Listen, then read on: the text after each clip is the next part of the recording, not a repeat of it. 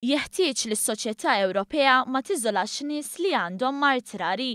Dan stqarritu s-Sinjura Michelle Muscat waqt li fi Brussell assistiet għal laqat tal-Eurordis.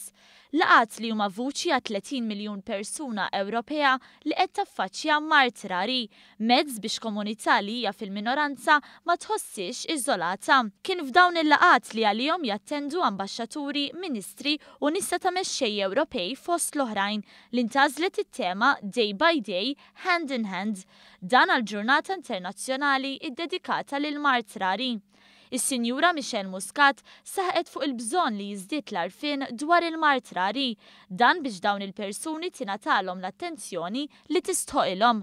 Dina l-event imma mhux qegħdin hawnhekk biss biex illum f'ġurnata waħda fis-sena niftakru f'dawn in-nies, imma biex matul is-sena aħna nkomplu naħdmu sabiex dawn in-nies ikollhom vuċi. Ħafna nies li għandhom marda rari isimha magħha marda rari. Aħna ġewwa Malta speċjalment aktar rari minn pajjiżi oħra, fejn forsi f'pajjiżi oħra ikollok 3-4 persuni, ġieli f'Malta tkun l-unika persuna li ssofri minn din marda.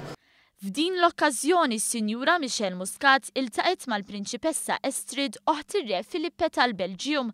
Iż-żjara ta' Michelle Muscat fi Brussell servit ukoll opportunità biex tiltaqa' ma' studenti u għalliema Maltin li jgħallmu fl-Iskola Ewropea. Żjara li fiha spikka l-entużjażmu ta' tfal li laqgħu mart il-Prim Ministru. Din l-iskola ilha stabbilita mill-2005 bilan li tajn studenti jibqgħu viċin il-kultura tar twelidhom fuq kollox lil-sin Malti.